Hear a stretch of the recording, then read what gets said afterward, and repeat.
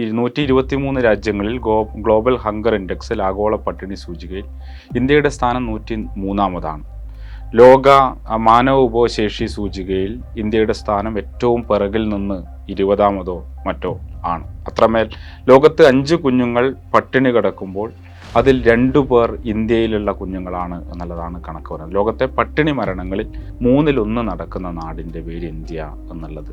ഇന്ത്യയുടെ ഏത് നഗരങ്ങളിലും നിങ്ങൾക്ക് കയ്യിലൊരു സ്പോഞ്ചുമായിട്ടോ അല്ലെങ്കിൽ ഒരു ചെറിയ പൂവുമായിട്ടോ നിങ്ങളുടെ കാറിൻ്റെ മുന്നിലേക്ക് വന്ന് ഒരു 5 രൂപയ്ക്ക് വേണ്ടി കെഞ്ചുന്ന കുഞ്ഞുങ്ങളെ കാണാതെ സഞ്ചരിക്കാൻ വേണ്ടിയിട്ട് പറ്റില്ല.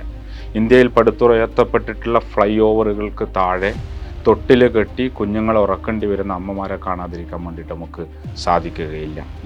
ഈ ദുരിത ജീവിതത്തിൻ്റെ യാഥാർത്ഥ്യം കൂടിയാണ് ഇന്ത്യ എന്ന് പറഞ്ഞുകൊണ്ടിരിക്കുന്നത്. അപ്പോൾ കഴിഞ്ഞൊരു 4 മാസത്തിനിടയിൽ മാത്രം ഇന്ത്യയിൽ ബുൾഡോസറുകൾ കൊണ്ട് തകർത്ത് കളഞ്ഞ വീടുകളുടെ എണ്ണം 35,000 എന്നുള്ളതാണ് പറയുന്നത്. അതിൽ കർണാടകത്തിലെ കോൺഗ്രസ് ഗവൺമെൻറ് തകർത്ത വീടുകളുണ്ട്, ഗുജറാത്തിൽ BJPയുടെ ഗവൺമെൻറ് തകർത്ത വീടുകളുണ്ട്, അതുപോലെ ഹിമ്മത്ത് നഗർ എന്ന് പറയുന്ന ഒരു തടാകമുണ്ട് ഗുജറാത്തിൽ.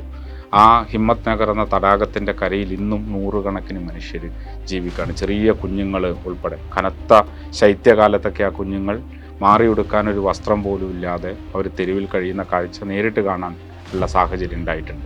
ഡൽഹിയിൽ പാർലമെൻറ്റിൽ നിന്നും 50 കിലോമീറ്റർ മാത്രം അകലെ ഉള്ള ഘോരിഖാവ് എന്ന് പറയുന്ന ഒരു ഗ്രാമമുണ്ട്. മുഴുവൻ ആ പ്രദേശം കിലോമീറ്ററുകളോളം ബുൾഡോസറുകളുണ്ട് അവിടുത്തെ വീടുകൾ തകർത്ത് കളഞ്ഞിട്ടുള്ള ഒരു പ്രദേശമാണ് ഈ പ്രദേശം എന്ന് പറയുന്നത്. ആയിരക്കണക്കിന് മനുഷ്യർ തെരുവിലായി. അവിടെ ജീവിച്ചു കൊണ്ടിരിക്കുന്നവർ നഗരത്തിലേക്ക്, അതായത് ഡൽഹി നഗരത്തിലേക്ക് തൊഴിൽ ചെയ്യാൻ വേണ്ടി വന്നിട്ടുള്ള തൊഴിലാളികളായ, നഗരം വൃത്തിയാക്കുന്ന, വീട്ടുപണിയെടുക്കുന്ന, അതുപോലെ അവിടുത്തെ റിസർവ് ലേബർ ഫോഴ്സിൻ്റെയൊക്കെ ഭാഗമായിട്ടുള്ള മനുഷ്യർ കൂടിപ്പാർക്കുന്ന നഗരത്തിൻ്റെ പ്രാന്തപ്രദേശം എന്ന് പറയാൻ വേണ്ടി പറ്റുന്നൊരു സ്ഥലമാണ് അവിടെ. അത് മുഴുവൻ അടിച്ചു നിരത്തി. അതിൻ്റെ ഇടയിൽ നമ്മൾ കാണുന്നൊരു കാഴ്ച, മനുഷ്യരുടെ വീടുകളെല്ലാം തകർത്തിരിക്കുന്നു. അതിൻ്റെ നടയിൽ വലിയൊരു 5 നക്ഷത്ര ഹോട്ടൽ ഇത് ഒരു പോറൽ മേൽക്കാതെ നിൽക്കുന്നു എന്നുള്ളതാണ്. ഈ കാഴ്ചയാണ് ഇന്ത്യയുടെ ജീവിതം എന്ന് പറയുന്നത്. അത് ഗുജറാത്തിൽ കാണാൻ പറ്റും, തെലങ്കാനയിൽ കാണാൻ പറ്റും, കോൺഗ്രസ് ഭരിക്കുന്നിടത്ത് കാണാൻ പറ്റും, BJP ഭരിക്കുന്നിടങ്ങളിൽ കാണാൻ പറ്റും. ഇതിനെ മറികടക്കാൻ പറ്റുന്നില്ല എന്നുള്ളതാണ് ഇന്ത്യൻ ജനാധിപത്യം നേരിടുന്ന ഏറ്റവും വലിയ വെല്ലുവിളി.